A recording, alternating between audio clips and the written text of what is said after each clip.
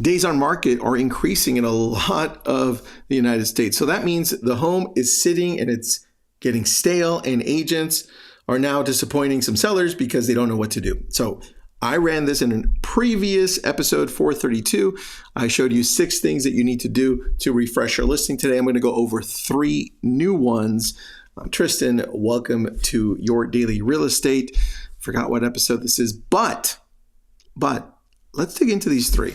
And now, communication is the key point here.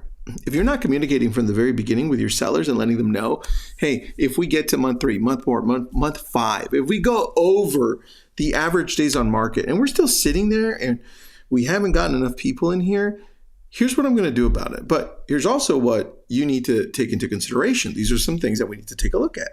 Because when you go to the seller and you ask, hey, seller, can you drop the price? The seller's instantly going to think, this person's all in it for the money. They want the easy win. They don't want to work for anything. And it's to the contrary, because most great real estate agents work hard, but they just don't communicate enough. Communicate enough of what we actually do, what we're doing. This is why I need you to listen to these 3 things.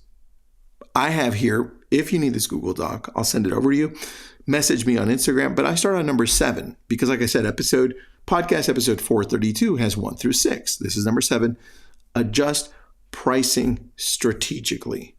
And you may think, well, Tristan, that's obvious. I'm like, wait a second. It's not as obvious as you think. It's one of the hardest things we need to do as real estate agents, to go up to the seller and say, Mrs. Seller, Mr. Seller, you need to drop the price. And unfortunately, it's exactly how we say it. We don't show proof. We don't show different proof. And we haven't even told them about this early on when we took the listing. So what I want you to do is not only outline a comparative market analysis, but I also want you to take into consideration what Zillow says about the property. I want you to, with Zillow, but with Redfin, pull up as many other estimates that they are looking at, not just you, because you're going to come in with a more curated list. What they're looking at is, well, this is what Zillow said. This is what Realtor.com says. This is what Homes.com says. Bring that up too, and either show how maybe it is accurate, but also show maybe how it isn't accurate. And we don't do that enough, right? I put here, as I'm reading these notes, review recent sales and current competition to ensure the home is priced competitively. Look, if it's been 4 months and nothing's happening, they don't want to hear that you have to lower the price, because they're going to feel like, well, that's the only thing you're telling me to do. What about the rest of the stuff, right? So that's where 1 through 6 come in episode 432. Next, there's other stuff here, buyer incentives, but price reduction with a purpose and lowering the price, make it visible and impactful. Like, what are we going to do, right? Let's make it bigger of a price adjustment, not $1, right? They also have to understand that. 8, improve curb appeal and home presentation. I put here, enhance the first impression. Many listings fail to sell because buyers form an immediate negative impression when they arrive.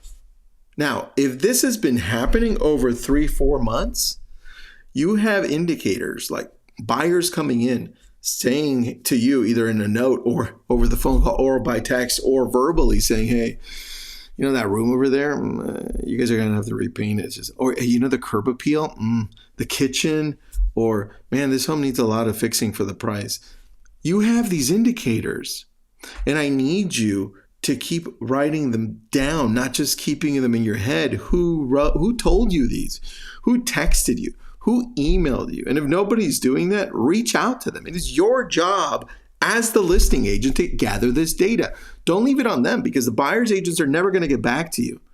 Be proactive on this, and then relay the message to your sellers, or collect it as you're growing and present it to them weekly, every other week. And then remind them when it's that time, say, hey, remember we talked about how if we got to this point, these are all the things that I'm going to do, but we're also going to have to revisit the price, right? Because it's a collective effort. Next, and there are some more stuff here. There's more stuff on number 8. Number 9, Expand exposure with alternative selling methods. And I've got 4 here. One of them is reverse prospecting, and 2 ways. One of them is familiar, right? The geo-prospecting, that's reach out to agents who've shown similar properties but didn't close the deal, right? You've seen that, right? You have seen that, or you haven't. You probably haven't. And I think this is where you have to think outside the box. And I don't know that we often do, because now I have a list of all of those agents that brought in the buyers. Chances are they're gone. They already purchased. But every once in a while, you're going to find that a buyer was interested in the home. It was either priced too high, this was missing, that was missing. And it's your job to reach out to them and say, hey, we've got it back and this is what it looks like, right? Take a look at it. And then the other one is what you've typically heard of. This one for sure. I was just playing with you before, but this one you have heard of. And that's you doing reverse prospecting to homeowners. I put here, reach out to homeowners around this property.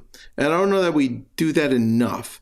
And if this is something that you are actively going to do, show them how you do it. Show your seller how you're going to do it. We use RedX, right? You can use whatever you want.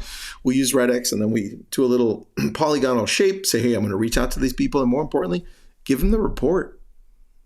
And if you're recording the calls because you can, or like we do, where it's like, hey, this call is being recorded. How are you? And then we go into it. Those are recorded. You can share those, right? Now, all of a sudden, it's showing them the work that you're putting into this. And that's proof, beyond proof, saying, hey, wow, Tristan not only did this, but he's doing this. Man, maybe it is the price, right? And a lot of the times we're battling the price reduction because the sellers don't know what we're doing. And it comes back down to communication, right? Next one is target investors or niche buyers. You can go into that there in the Google Doc. Rent to own or lease option marketing. This is an option. If your seller's open to that, or even, I didn't put it on here, but a seller financing, if that's an option, or this is a great one that I'm going to add this. I can't believe I didn't add this earlier. But assumable loans, like find out if the home is assumable. It's easy. We use Assume List, but you can use whatever you want. We just typically go on Assume List, find the home. If it's FHA, VA, USDA, it's an assumable loan, and it tells us what the loan amount is, and it tells us the interest rate. Like, can you imagine marketing it that way, where now you have an assumable loan, and yes, they have to get a second and then put a down payment, but the marketing behind it, like, this is how you attract people. You've got to start thinking differently in the market that we're in. Anyway, if you need this, I've got it outlined. I just have to add that assumable loan. I can't believe I forgot that. Have an awesome day, everyone.